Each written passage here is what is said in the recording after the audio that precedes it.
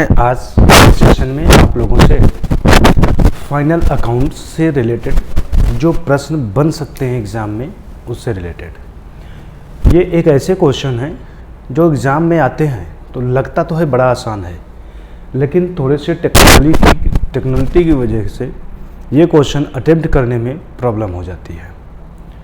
तो पहले हम क्वेश्चन का थोड़ा सा ओवरव्यू देख लेते हैं, उसके बाद हम बात करते हैं कि कैसे इस टाइप के क्वेश्चन को एग्ज़ाम में आप सॉल्व करेंगे तो आपके क्वेश्चन गलत होने के चांसेस कम रहेंगे। तो पहले क्वेश्चन देखते हैं। क्वेश्चन लिखा है gross profit is 40,000, direct expense 10,000 and indirect expense is 5,000। Gross profit को बोलते हैं सकल लाभ। सकल लाभ तो सकल लाभ है 40,000 रुपये। डायरेक्ट व्यय को बोलते हैं प्रत्यक्ष व्यय और प्रत्यक्ष व्यय है 10,000 रुपये। इनडायरेक्ट व्यय को बोलते हैं अप्रत्यक्ष व्यय जो कि है 5,000 रुपये। अब फाइंड आउट करना है नेट प्रॉफिट। नेट प्रॉफिट निकालना है। तो समझिएगा, आपके प्रश्न में सेल वगैरह नहीं दिया है, विक्रय नहीं दिया है कि कितने रुपए का बेचा गया, कितना रुपया कास्ट आई, क्या प्रॉफिट है, ये सब कुछ नहीं पूछ रहा है। सिर्फ बोला है कि ग्रॉस प्रॉफिट इतना है, डायरेक्ट एक्सपेंस इतना है और इनडायरेक्ट एक्सपेंस इतना है, तो बताइए नेट प्रॉफिट क्या होगा। तो ये क्वेश्चन जो भी हैं ऐसे ही आपको सारे क्वेश्चन मिलेंगे। तो इन क्वेश्चन को सॉल्व करने से पहले हम कुछ बेसिक चीज़ों को सीख लेते हैं। फाइनल अकाउंट में हम ट्रेडिंग अकाउंट बनाते हैं और ट्रेडिंग अकाउंट को बना करके जो फाइंड आउट किया जाता है वो ग्रॉस प्रॉफिट निकाला जाता है या फिर ग्रॉस लॉस निकाला जाता है। कहने का मतलब ट्रेडिंग अकाउंट बनाते हैं तो उससे हमें ग्रॉस प्रॉफिट या ग्रॉस लॉस मालूम होता है। मतलब सकल प्रॉफिट, सकल लाभ या सकल हानि के बारे में पता चलता है। तो प्रश्न ये बनता है कि ट्रेडिंग अकाउंट बनाते समय सकल लाभ या सकल हानि कैसे मालूम होता है। तो उसके लिए जो भी नेट सेल्स होता है, शुद्ध विक्रय में क्लोजिंग स्टॉक को जोड़ देते हैं। क्लोजिंग स्टॉक को जोड़ देते हैं मतलब अंतिम रहतिया को, प्लस जितने भी खर्चे हुए हैं, जो भी डायरेक्ट एक्सपेंसेज हैं, उन सभी डायरेक्ट एक्सपेंसेज को माइनस कर लेते हैं तो हमें सकल लाभ या सकल हानि के बारे में पता चल जाता है। तो अगर हम ये कहें कि हमारे प्रश्न में तो सकल लाभ दे रखा है 40,000 रुपया, तो इसका मतलब हम कह सकते हैं कि जो भी नेट सेल्स, क्लोजिंग स्टॉक ये सब रहा होगा उसमें से डायरेक्ट एक्सपेंस माइनस करने के बाद जो मालूम होता है वो सकल लाभ होता है। तो इसका मतलब हमारे प्रश्न में ये जो 40,000 रुपया दिया गया है, ये 40,000 रुपया ये जो डायरेक्ट एक्सपेंस 10,000 का दिया है इसको माइनस करने के बाद का है। तो फिर एक तरीके से इसका कोई भी मतलब प्रश्न में नहीं है। ठीक है, क्यों नहीं अभी वो भी बता देते हैं। इतना समझ गए हैं तो अगला कॉन्सेप्ट हम सीखते हैं प्रॉफिट एंड लॉस अकाउंट क्यों बनाया जाता है। क्योंकि फाइनल अकाउंट में यही दो खाते बनाए जाते हैं जहां से लाभ या हानि का पता चलता है। तो प्रॉफिट एंड लॉस अकाउंट हमेशा शुद्ध लाभ या फिर शुद्ध हानि का पता लगाने के लिए बनाया जाता है। मतलब नेट प्रॉफिट या नेट लॉस का पता लगाने के लिए प्रॉफिट एंड लॉस अकाउंट को बनाया जाता है।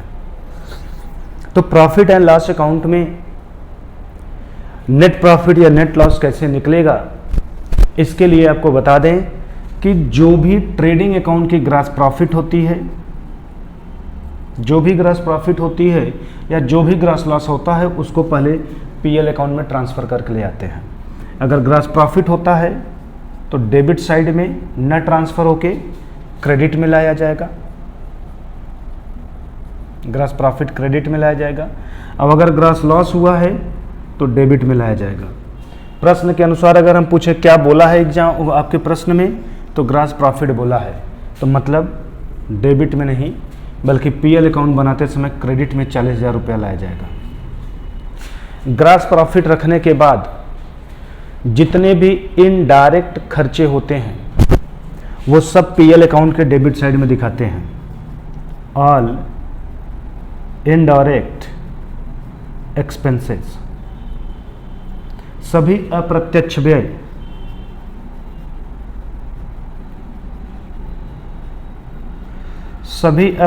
व्यय डेबिट साइड में लिख दिए जाते हैं। तो इस ग्रास प्रॉफिट से अप्रत्यक्ष व्यय को हम माइनस कर देते हैं, तो हमें प्रॉफिट, नेट प्रॉफिट या लॉस, नेट लॉस मालूम हो जाता है। लेकिन कभी कभी प्रश्न में क्या होता है, अप्रत्यक्ष व्यय के साथ साथ हमारा अप्रत्यक्ष आय भी होता है, इनडायरेक्ट इनकम भी होता है। तो अगर इनडायरेक्ट इनकम प्रश्न में दे रखा है तो इनडायरेक्ट इनकम को क्रेडिट साइड में दिखाते हैं। तो जब क्रेडिट में दिखाएंगे तो दूसरी भाषा में हम ऐसे बोल सकते हैं कि इनडायरेक्ट इनकम को ग्रास प्रॉफिट में जोड़ दिया जाएगा, जो भी मालूम होगा उसमें से इनडायरेक्ट एक्सपेंसेस को माइनस कर दिया जाएगा, तो जो आएगा वो नेट प्रॉफिट या नेट लॉस मालूम हो जाएगा। अगर क्वेश्चन में प्रॉफिट का कॉन्सेप्ट है तो, मतलब ग्रास प्रॉफिट दिया है तो इस तरीके से। यहीं पे अगर ग्रास प्रॉफिट न दे करके ग्रास लॉस दिया होता तो क्या किया जाता। तो पहले हम इस क्वेश्चन का सलूशन देख लें क्या है, फिर ग्रास लॉस पे भी सीखते हैं। प्रश्न में ग्रास प्रॉफिट दिया है, तो ग्रास प्रॉफिट दिया है 40,000 रुपये, तो ग्रास प्रॉफिट 40,000। प्रश्न में देखेंगे क्या इनडायरेक्ट इनकम है, तो पूरे प्रश्न में इनडायरेक्ट इनकम नहीं है। फिर देखें क्या इनडायरेक्ट एक्सपेंसेस है, तो इनडायरेक्ट एक्सपेंसेस दिया है 5,000 रुपया। तो इसका मतलब 40,000 में से 5,000 रुपये को अगर माइनस कर दिया जाए तो जो आएगा वही हमारा प्रॉफिट या लॉस बनेगा, तो 35,000 रुपया आएगा। अब प्रश्न बनता है कि 35,000 रुपया प्रॉफिट है या लॉस है। तो उसके लिए आप देखेंगे कि अगर ग्रास प्रॉफिट से कम आपका एक्सपेंसेस है तो फिर जो बचा वो प्रॉफिट, वो भी नेट प्रॉफिट। तो यहाँ पर 40,000 की प्रॉफिट है, अब 5,000 का इनडायरेक्ट एक्सपेंसेस है, तो बचा हुआ 35,000 हमारा लाभ होगा, वो भी नेट प्रॉफिट के नाम से जाना जाएगा। तो नेट प्रॉफिट हो जाएगा 35,000 रुपये। तो पहले प्रश्न का आंसर हो जाएगा 35,000 रुपये। क्लियर हो गया? तो ये कॉन्सेप्ट आपके माइंड में सेट होना चाहिए। सेल्स क्लोजिंग स्टॉक जोड़ करके opening stock plus purchase and direct expenses जो भी होंगे माइनस कर देंगे, तो आपको सकल लाभ या सकल हानि का पता चलता है, और उसको ले आते हैं प्रॉफिट एंड लॉस अकाउंट में। फिर वहाँ पर इनडायरेक्ट एक्सपेंसेस को माइनस करते हैं, इनडायरेक्ट इनकम को जोड़ देते हैं, तो जो आता है वो या तो नेट प्रॉफिट या तो नेट लॉस कहलाता है। अब हम देखते हैं कि क्वेश्चन नंबर सेकंड में क्या पूछा है। तो क्वेश्चन नंबर सेकंड में बोला है कि नेट प्रॉफिट जो दिया है वो 40,000 है।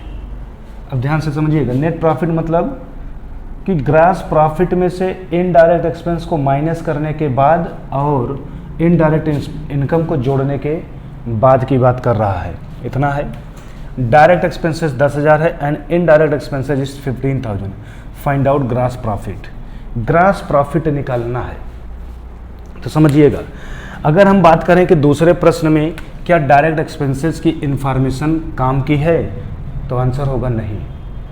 पूछा जाए क्यों, तो उसका रीजन बताया जाएगा कि जब प्रश्न में नेट प्रॉफिट दिया है और ग्रास प्रॉफिट ही पूछा है, तो हम नेट प्रॉफिट यहाँ रख दें और जो नेट प्रॉफिट निकलता है उसके लिए सोचिए, ग्रास प्रॉफिट में से इनडायरेक्ट एक्सपेंसेस को माइनस करने के बाद ग्रास प्रॉफिट आता है कि नहीं। ग्रास प्रॉफिट निकालते समय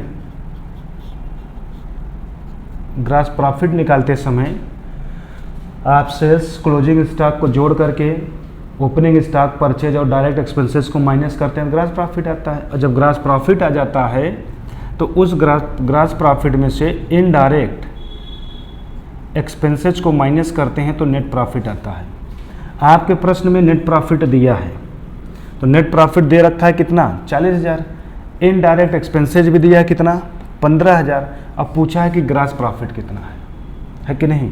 तो इसी फार्मूले को उल्टा कर सकते हैं, मतलब ये नेट प्रॉफिट इस साइड में आ जाएगा और ग्रॉस प्रॉफिट उस साइड में चला जाएगा। तो उस केस में हम क्या करेंगे कि net profit plus indirect expenses कर देंगे, तो यहाँ आ जाएंगे, क्योंकि यहाँ से जब यहाँ जा रहे थे तो ये वाला पोर्शन माइनस हुआ था, और जब यहाँ से यहाँ आने लगेंगे तो यही वाला पोर्शन प्लस हो जाएगा, साइन चेंज हो जाएगा। तो नेट प्रॉफिट में इनडायरेक्ट एक्सपेंसेस को हम जोड़ दें तो कहाँ आ जाएंगे, ग्रॉस प्रॉफिट पे। तो 40,000 रुपये का हमारा नेट प्रॉफिट है, 15,000 का इनडायरेक्ट एक्सपेंसेज है ना। तो इसको हम आप क्या करेंगे कि जो नेट प्रॉफिट आया है उसी नेट प्रॉफिट में ये इनडायरेक्ट एक्सपेंसेस 15,000 रुपये अपना जोड़ दीजिए, तो आप पहुंच जाएंगे कहाँ, ग्रॉस प्रॉफिट पे।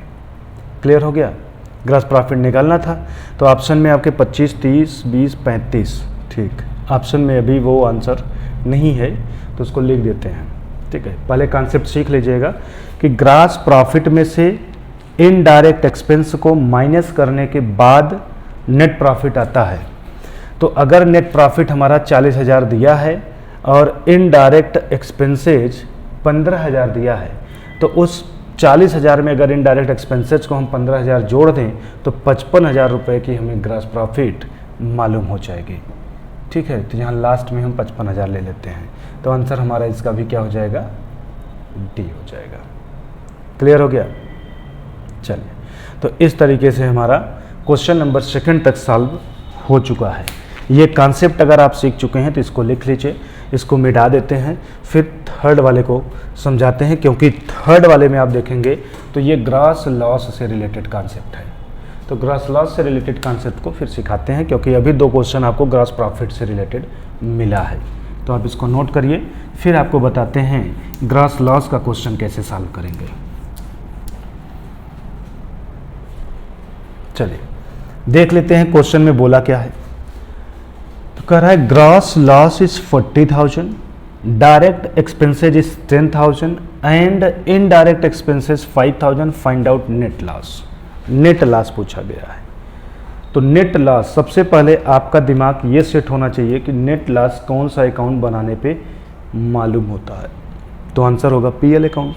तो सबसे पहले आप पीएल अकाउंट का फॉर्मेट अपने माइंड में सेट कर लीजिए। जब आप पीएल अकाउंट बनाते हैं तो ग्रॉस प्रॉफिट होता है तो इधर लिखते हैं, अब अगर ग्रॉस लॉस होता है तो डेबिट साइड में लिखते हैं अकॉर्डिंग टू नॉमिनल अकाउंट। तो ग्रॉस लॉस आप डेबिट में लिख देंगे।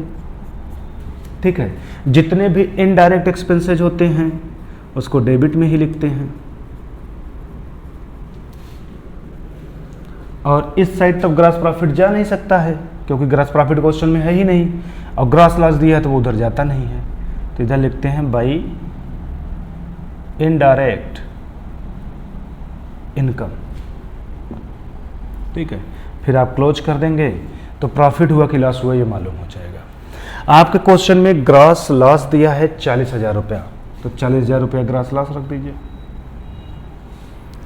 प्रश्न में फिर दिया है direct expenses 10,000।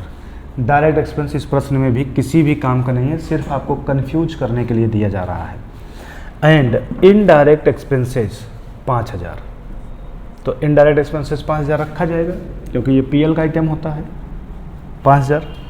Find out net loss, अब और तो कुछ है ही नहीं, तो इन दोनों को जोड़ दीजिए। तो डेबिट का टोटल 45,000 और क्रेडिट में कुछ नहीं, तो यही बोला जाएगा नेट लॉस हो गया 45,000। तो हमारा आंसर हो जाएगा बी। ठीक है, तो इस तरीके से आप क्वेश्चन को सॉल्व करते चले जाएंगे। दिमाग में बस इतना ही रखना है कि कौन सा आइटम किस साइड रखा जाता है। जब भी कभी ये आपके पेपर में क्वेश्चन आता है तो जल्दबाजी में ज़्यादातर लोग इस टाइप के क्वेश्चन को गलत ही कर जाते हैं।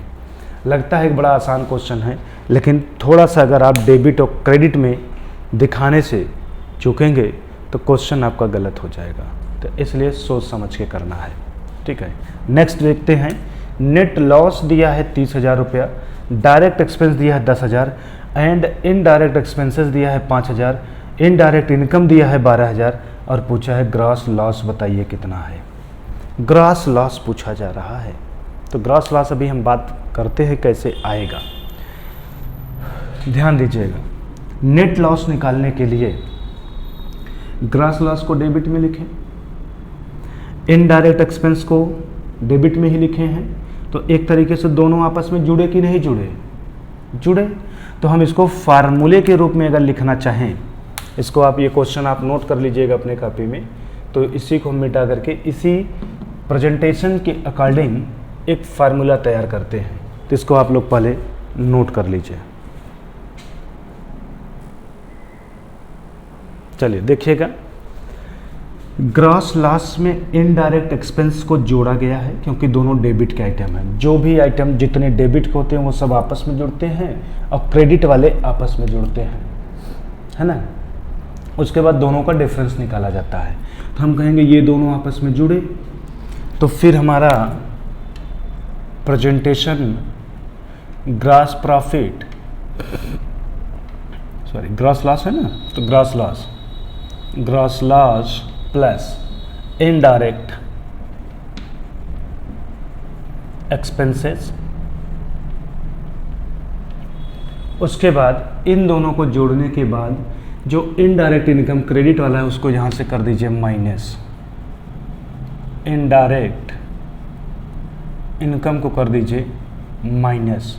तो जो आएगा वो क्या होगा, तो ये मत कहिए वो नेट लॉस हो जाएगा। उसके लिए आप बोलेंगे ये नेट लॉस भी हो सकता है, ये नेट लॉस भी हो सकता है, और ये नेट प्रॉफिट भी हो सकता है। अब मन में ये क्वेश्चन बन गया कि ये कैसे दोनों बन सकता है। तो ध्यान दीजिएगा, अगर इन दोनों का टोटल करने के बाद जो भी अमाउंट फाइंड आउट हो वो अमाउंट ज़्यादा हो इनडायरेक्ट इनकम से, तो जो भी आएगा उसको हम बोलेंगे वो नेट लॉस हो गया। फॉर एग्ज़ाम्पल 40,000 प्लस 5,000, 40,000 प्लस 5,000, तो दोनों को जोड़ देंगे तो आएगा 45,000। 45,000 इधर हो गया।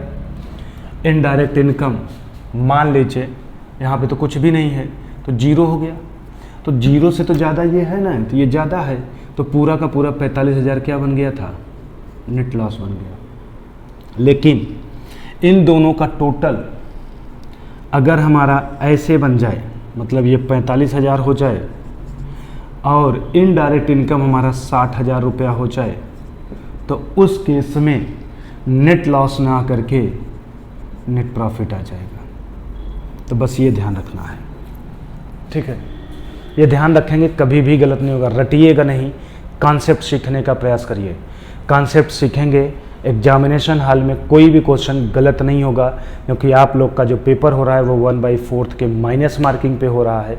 तो थोड़ी सी भी कन्फ्यूजन हुआ और ऑप्शन थोड़ा सा इधर से उधर टिक हुआ तो आपका 1 मार्क्स उस क्वेश्चन का तो जाएगा ही जाएगा, प्लस 0.25 आपके और भी मार्क्स कट जाएंगे। तो इसलिए कॉन्सेप्ट को सीखते हुए क्वेश्चन को अटेम्प्ट करने का प्रयास करिएगा, ठीक है। आइए हम बात करते हैं इस क्वेश्चन को कैसे सॉल्व करेंगे।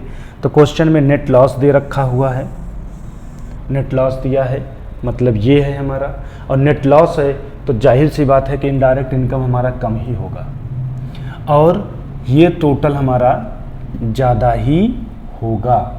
क्लियर हो गया। तो इसका मतलब हम अब क्या करें, इसको आप पहले कॉपी में लिख लीजिए, फिर मिटा करके नेट लॉस वाले कॉन्सेप्ट पे आपको सिखाते हैं कि इस क्वेश्चन को कैसे प्रेजेंट करके सॉल्व किया जा सकता है। चलिए, क्वेश्चन में नेट लॉस दे रखा है 30,000, तो नेट लॉस आप रख लीजिए 30,000 रुपया बराबर डायरेक्ट एक्सपेंसेस 10,000। यहाँ डायरेक्ट एक्सपेंस का कोई रोल नहीं है, छोड़ दीजिए, वो किसी काम का नहीं है। एंड इनडायरेक्ट एक्सपेंसेस इज 5,000, तो इनडायरेक्ट एक्सपेंसेस 5,000, तो उसके नीचे लिख दीजिए 5,000। एंड इनडायरेक्ट इनकम 12,000, तो ये है 12,000। और क्या निकालना है, ग्रॉस लॉस, ये आपको नहीं पता है, यही आपको नहीं पता है, ठीक है। अब आप इन दोनों को आपस में जोड़ देंगे तो ग्रॉस लॉस माइनस 17,000 प्लस 30,000, फिर ग्रॉस लॉस बराबर इन दोनों के बीच का डिफरेंस निकालने का प्रयास करेंगे।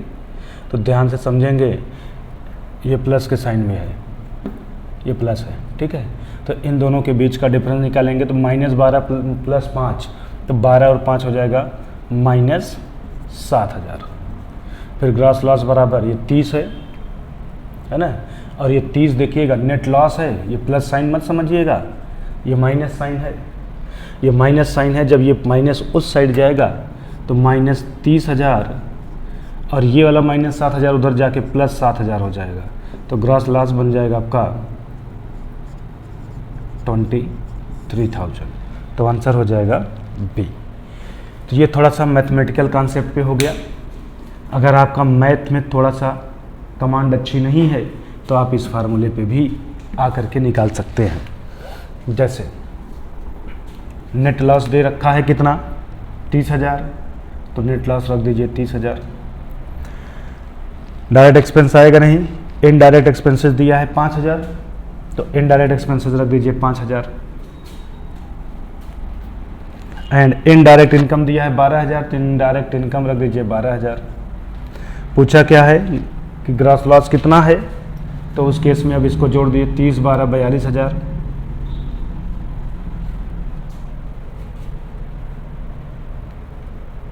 इनडायरेक्ट इनकम 12,000 है, नेट लॉस 30,000 है, 42 और 5,000 रुपये आपका इनडायरेक्ट एक्सपेंसेज है।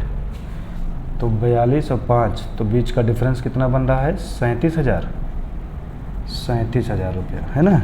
ऑप्शन सी आपका आ रहा है। देखिएगा थोड़ा बहुत यहाँ पे प्रेजेंटेशन में कहीं ना कहीं कोई फॉल्ट हुआ है, उसको आप देख लीजिएगा तो आपका ये सॉल्व हो जाएगा। यहाँ देखिएगा, ये आपका प्रेजेंटेशन यहाँ तक का हो गया था। आप ग्रॉस लॉस बराबर लिख लेंगे, ये -12 उधर ले जाएंगे, इन दोनों को साइड ले जाएंगे प्लस के, तो 30,000, ये उधर जाएगा तो +12,000, ये उधर जाएगा तो -5,000। तो सॉल्व करने पे 42 - 5 बराबर 37,000। ठीक है, ऑप्शन सी आपका सही हो जाएगा। ठीक है, तो इस तरीके से आप क्वेश्चन सॉल्व कर लेंगे, एक ऐसे ही भी प्रेजेंटेशन करके और एक ऐसे भी प्रेजेंटेशन करके, जो आपको आसान लगे उस पर आप सॉल्व कर लीजिएगा। ठीक है, तो इस तरीके से हमारा क्वेश्चन नंबर 4 भी सॉल्व होता है। अब हम बात करेंगे question number 5 and question number 6। तो क्वेश्चन नंबर 5 में देखिए फाइंड आउट इनडायरेक्ट एक्सपेंसेस बोल दिया है। इनडायरेक्ट एक्सपेंसेस पूछा है, तो ध्यान दीजिएगा क्वेश्चन में जो पूछे उसी के अकॉर्डिंग आप अपने माइंड में फॉर्मेट सेट करिए। इनडायरेक्ट एक्सपेंस पूछा है तो हमारा पहला प्रश्न बनता है कि इनडायरेक्ट एक्सपेंस को दिखाते कहाँ हैं, ट्रेडिंग अकाउंट में या पीएल अकाउंट में। तो आपका आंसर होगा पीएल अकाउंट। तो आप अपने माइंड पे पीएल अकाउंट इस तरीके से प्रेजेंट कर लीजिए। ठीक है, तो चलिए जब पीएल अकाउंट बनाते हैं तो पीएल अकाउंट को बनाते समय सबसे पहले हम ट्रेडिंग के ग्रॉस प्रॉफिट या ग्रॉस लॉस को ले आते हैं। तो अभी हम क्वेश्चन की इन्फॉर्मेशन पढ़ करके देख लेंगे क्या दिया है, तो उसी के अकॉर्डिंग फिर रख लेंगे। लॉस होगा तो इधर रख लेंगे, प्रॉफिट होगा तो उधर रख लेंगे, है ना, ऐसे। क्वेश्चन में बोला है नेट लॉस ₹30,000, तो नेट लॉस रख देते हैं 30,000। अगर क्वेश्चन में ये नेट प्रॉफिट दिया होता तब इस साइड रख देते। ठीक है, जो जैसे बोलेगा वैसे ही। डायरेक्ट एक्सपेंसेस 10,000, ये तो बिना काम की चीज़ है, क्योंकि डायरेक्ट एक्सपेंस ट्रेडिंग अकाउंट में दिखाया जाता है। और अगर डायरेक्ट एक्सपेंस को ट्रेडिंग में दिखाते हैं और हम फाइंड आउट कर रहे हैं इनडायरेक्ट एक्सपेंस, तो फिर ट्रेडिंग की यहाँ कोई ज़रूरत ही नहीं है। एंड ग्रॉस प्रॉफिट इज़ 23,000, तो ग्रॉस प्रॉफिट अगर 23,000 दिया है तो मतलब ग्रॉस लॉस हो नहीं सकता, उसको हटा देते हैं। इनडायरेक्ट इनकम दिया है 12,000 रुपया, तो इनडायरेक्ट इनकम रख देते हैं 12,000 रुपया। पूछा क्या है कि इनडायरेक्ट एक्सपेंसेस कितना है, इनडायरेक्ट एक्सपेंसेस कितना है। तो अब आप सोचिए कि अगर हम इसको ऐसे टोटल कर दें, ऐसे टोटल कर दें और जोड़ दें 30 12 23, तो ये आ जाएगा 3 2 5, 3 1 4 2 6, 65। तो इधर भी हो जाएगा आपका 65। तो हम कहेंगे कि इनडायरेक्ट एक्सपेंसेज हमारा 65,000 रुपया है कि नहीं। क्योंकि आप जानते हैं कि पीएल अकाउंट को जब क्लोज करते हैं तो हमें या तो नेट प्रॉफिट मालूम होता है या तो नेट लॉस मालूम होता है। और जब नेट प्रॉफिट या नेट लॉस को हम रख देते हैं पीएल अकाउंट के जिस भी साइड में वो आता है तो दोनों साइड का टोटल बराबर होता है। तो अगर नेट लॉस को रखने के बाद हम इधर का टोटल के 65 आया तो इधर का भी टोटल 65 ही आना चाहिए, है ना। और इस साइड का आइटम एक ही है, इनडायरेक्ट एक्सपेंसेज, तो फिर हम बोल सकते हैं 65,000 रुपये हमारा इनडायरेक्ट एक्सपेंसेज है। क्लियर हो गया? चलिए, तो इसको भी आप लोग नोट कर लीजिए। फिर हम लोग देखते हैं कि आज के सेशन में जो हमारा क्वेश्चन नंबर 6 है उसका आंसर क्या होगा, और इसी के साथ हम लोग ये ट्रेडिंग और पीएल से रिलेटेड जो क्वेश्चन होगा उसको ख़त्म भी करेंगे। हाँ, इससे रिलेटेड कुछ और क्वेश्चन होते हैं जो परसेंटेज बेसिस पे होते हैं कि कास्ट इतना था तो ग्रॉस प्रॉफिट इतना है, सेल इतना है, तो ये बताइए कितना, वो बताइए कितना, तो उसके भी ऊपर आपको क्वेश्चन सॉल्व करके दिखाएंगे। पहले इसको आप नोट कर लीजिए। क्वेश्चन नंबर 6 में क्या बोला है, तो चलिए क्वेश्चन नंबर 6 को हम लोग पढ़ते हैं। तो क्वेश्चन नंबर 6 को पढ़ने से पहले और उसको सॉल्व करने से पहले हम आप सभी लोगों से रिक्वेस्ट करना चाहेंगे जो भी हमारे चैनल पे नए आए हुए हैं और हमारे चैनल को अभी तक सब्सक्राइब नहीं किए हैं, तो वो लोग प्लीज़ पहले चैनल को सब्सक्राइब जरूर कर लीजिए, जिससे आप लोग हमारे यूट्यूब चैनल परिवार के सदस्य बन जाएं और हमारा ये परिवार आप सब लोगों के साथ मिल करके आगे बढ़ता रहे। ठीक है, तो चैनल को सब्सक्राइब कर लीजिएगा, वीडियो पसंद आएगा तो लाइक ज़रूर करिएगा। ठीक है, बात करते हैं 6 को, नहीं तो आप लोग का अननेसेसरी बातों से वीडियो लेंदी होता चला जाता है और काम की चीज़ें नहीं हो पाती हैं। तो कंटिन्यू करते हैं क्वेश्चन नंबर 6 को। Gross profit is recorded on which side of trading and profit and loss account. बहुत अच्छा क्वेश्चन है, बहुत अच्छा आ जाएगा एग्जाम में। मोस्टली स्टूडेंट गलत कर देंगे सिर्फ इस बात पे कि सकल लाभ को दिखाया जाता है। प्रश्न है सकल लाभ को दिखाया जाता है ट्रेडिंग अकाउंट और पीएल अकाउंट के किस साइड में। तो कितने लोग तो समझे नहीं पाएंगे कि दोनों कैसे दिखाते हैं, है कि नहीं। तो सबसे पहले अगर ऐसा कोई भी मन में प्रश्न बनता है तो उस प्रश्न को खत्म करने का तरीका क्या है वो जान लीजिए। आप सभी लोगों ने ट्रेडिंग अकाउंट भी पढ़ा है, पीएल अकाउंट भी पढ़ा है, और जो लोग नहीं पढ़े हैं उनको बता दें, जब भी आप ट्रेडिंग अकाउंट बनाते हैं तो ट्रेडिंग अकाउंट में डेबिट साइड में ग्रॉस प्रॉफिट को लिखते हैं। ठीक है, और जब पीएल अकाउंट बनाया जाता है तो ये ग्रॉस प्रॉफिट सबसे पहले पीएल अकाउंट के क्रेडिट साइड में बाई ग्रॉस प्रॉफिट के नाम से लिखा जाता है, तब जाके पीएल अकाउंट बनाया जाता है।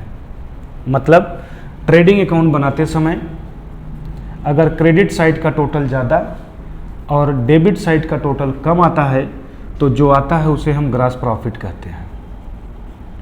ठीक है, ये ज़्यादा होगा, ये कम होगा, तो कम वाले साइड में ही हम डिफरेंस अमाउंट को रखते हैं, तो ग्रॉस प्रॉफिट डेबिट साइड में आ जाएगा। और जैसे ही पीएल अकाउंट बनाते हैं तो हम सबसे पहले ट्रेडिंग में देखते हैं कि ग्रॉस प्रॉफिट आया है या ग्रॉस लॉस आया है। अगर ट्रेडिंग अकाउंट में ग्रॉस प्रॉफिट होता है तो वो ट्रेडिंग के डेबिट में दिखता है, इसलिए उसको पीएल के क्रेडिट में ले आते हैं, पहला रीजन। दूसरा, नॉमिनल अकाउंट कहता है कि all income and profit will be credited. जितने भी कमाई और जितने भी लाभ होंगे वो सब क्रेडिट किए जाएंगे। तो अगर ग्रॉस प्रॉफिट है ट्रेडिंग अकाउंट को बनाते समय तो पीएल अकाउंट बनाने से पहले उस प्रॉफिट को यहाँ लेकर के आएंगे तो वो ऑटोमेटिक क्रेडिट में आ जाएगा नॉमिनल अकाउंट के रूल के अनुसार, तो ये क्रेडिट में आ जाएगा। क्वेश्चन पूछा गया है कि gross profit is recorded on which side of trading account and PL account. तो ग्रॉस प्रॉफिट ट्रेडिंग अकाउंट में किधर दिखाया जाएगा, तो आंसर होगा डेबिट साइड में। पीएल अकाउंट में किधर दिखाया जाएगा, तो आंसर होगा क्रेडिट साइड में। तो जहां पर आपको पहले डेबिट और बाद में क्रेडिट दिख रहा है वही ऑप्शन आपका सही हो जाएगा। तो पहले वाले में देखिए डेबिट एंड क्रेडिट साइड, तो ऑप्शन नंबर ए ही आपका सही हो जाएगा। लेकिन ये क्वेश्चन जब एग्जाम में आएगा तो मोस्टली स्टूडेंट इस क्वेश्चन को लेकर के उलझ जाएंगे कि आखिर टिक कौन सा करें, है ना। तो ऐसा कोई भी आपके मन में डाउट एग्ज़ाम में नहीं होना चाहिए, क्योंकि जब क्वेश्चन एग्ज़ाम में आते हैं तो कभी कभी घुमा के आ जाते हैं, जहाँ से स्टूडेंट जानता हुआ भी क्वेश्चन अटेम्प्ट नहीं कर पाता है। तो आई होप आप लोग इस टाइप का क्वेश्चन अगर पाएंगे तो गलत नहीं करेंगे, ठीक है। तो चलिए इसको आप लोग नोट कर लीजिए। बहुत से हमारे ऐसे स्टूडेंट हैं जिनकी रिक्वायरमेंट थी कि सर वीडियो को थोड़ा बड़ा बनाया जाए, तो आप लोग को बता दें कि जो कॉन्सेप्ट से रिलेटेड वीडियो बनते हैं वो छोटे ही होते हैं, क्योंकि वो टॉपिक वाइज कॉन्सेप्ट होता है। तो जिस टॉपिक से रिलेटेड जो कॉन्सेप्ट होता है उसके ख़त्म होने के बाद वो वीडियो भी वहीं पे ख़त्म हो जाता है, तो वो छोटा बनता है। बट जब हम आपको क्वेश्चन सॉल्व कराएंगे, क्वेश्चन इस तरीके का जब सॉल्व कराएंगे तो ऑटोमेटिक आपका वीडियो बड़ा ही बनेगा, क्योंकि क्वेश्चन को सॉल्व कराते समय सबसे पहले उसकी थीम आपको समझाया जाएगा, फिर क्वेश्चन का आंसर आपको बताया जाएगा कि कौन सही है और क्यों सही है। तो इसमें थोड़ा सा आपका समय लगता है और वीडियो खुद ही लेंदी होता जाएगा। एक वीडियो में चाहे 5 क्वेश्चन पढ़ें, चाहे 8 क्वेश्चन पढ़ें, चाहे 2 क्वेश्चन पढ़ें, वो मैटर नहीं करता है। मैटर ये करता है कि उससे रिलेटेड जब भी क्वेश्चन आप पाएंगे तो क्या सारे क्वेश्चन आप फिर सॉल्व कर ले जाएंगे या नहीं, ये आपको सीखना है। इसलिए रटना नहीं है, कॉन्सेप्ट को सीखना है। तो आप लोग का जो भी वीडियो आने वाले समय में होंगे वो धीरे धीरे बड़े होते जाएंगे। आधा घंटा, 45 मिनट, 1 घंटा ऐसे ही वीडियो अब आपको मिलते रहेंगे, ठीक है। बहुत ज़्यादा 1.5-2 घंटे का वीडियो हो जाता है तो आप लोग को बोरिंग सा लगने लगता है, बहुत स्टूडेंट बोर भी होते हैं, इसलिए आधा पौने घंटे का वीडियो मैक्सिमम रखा जाएगा। फिर भी अगर आपको लगता है कि नहीं और बड़ा होना चाहिए तो प्रयास उस पर भी किया जाएगा, ठीक है। तो इसको आप लोग नोट कर लीजिए। यदि आप हमारे चैनल पर नए हैं तो प्लीज़ पहले चैनल ज़रूर सब्सक्राइब कर लीजिए, ताकि हम जो भी वीडियो अपलोड करें आप लोगों के लिए उसका नोटिफिकेशन आप लोग को मिल जाए और आपका कोई भी क्लास छूटने ना पाए। बहुत से स्टूडेंट कंफ्यूज हैं क्या सर सिलेबस पूरा हो जाएगा, तो आप लोग को बता दें एग्ज़ाम से पहले मेरा पूरा प्रयास है कि हम आपका सिलेबस कंप्लीट करा देंगे। बस आप लोग जुड़े रहिए और सारी चीज़ों को नोट करते हुए एक्सरसाइज भी करते रहिए, ठीक है। तो इसको आप लोग नोट कर लीजिए। मिलते हैं नेक्स्ट सेशन में और भी MCQ ऐसे ही लेकर के फाइनल अकाउंट से। उन विद्यार्थियों से स्पेशल रिक्वेस्ट है जो इंग्लिश को हिंदी के फॉर्म में नहीं समझ पा रहे हैं। क्वेश्चन मैं इंग्लिश में लिख देता हूं, अगर उनको दिक्कत हो रही है कि ये प्योर हिंदी में भी लिखा जाए तो वो भी बताने का प्रयास करें। मेरा नंबर डिस्क्रिप्शन में दिया गया है, उस पर आप कॉल करके बता सकते हैं या व्हाट्सअप मैसेज भी करके बता सकते हैं। तो आपके लिए उसके लिए एफर्ट्स और किया जाएगा। बाकी मैं कोशिश करता हूँ कि जो क्वेश्चन इंग्लिश में लिखता हूँ उसको हिंदी में भी बोल के समझा देता हूँ। तो आप चाहें तो कॉपी में अपने पेन से नोट कर लीजिए कि क्या उस क्वेश्चन का हिंदी सेंस है ना, क्योंकि लिखने में थोड़ा सा समय लगता है। व्हाइट बोर्ड पे लिखते हैं फिर समझाते हैं, तो कर लीजिए। जिसकी वजह से प्रॉब्लम होती है, डिजिटल बोर्ड होता तो दोनों फॉर्मेट में आपके क्वेश्चन टाइप होते और आराम से आपको दिखा दिया जाता। फिलहाल कोशिश हमारी जारी है आप लोगों के लिए बेस्ट से बेस्ट करने का। बस आप अपने सजेशन हमको देते रहिए, आपके लिए सारा एफर्ट हम लगा के रखेंगे। मिलते हैं नेक्स्ट सेशन में। बहुत बहुत धन्यवाद।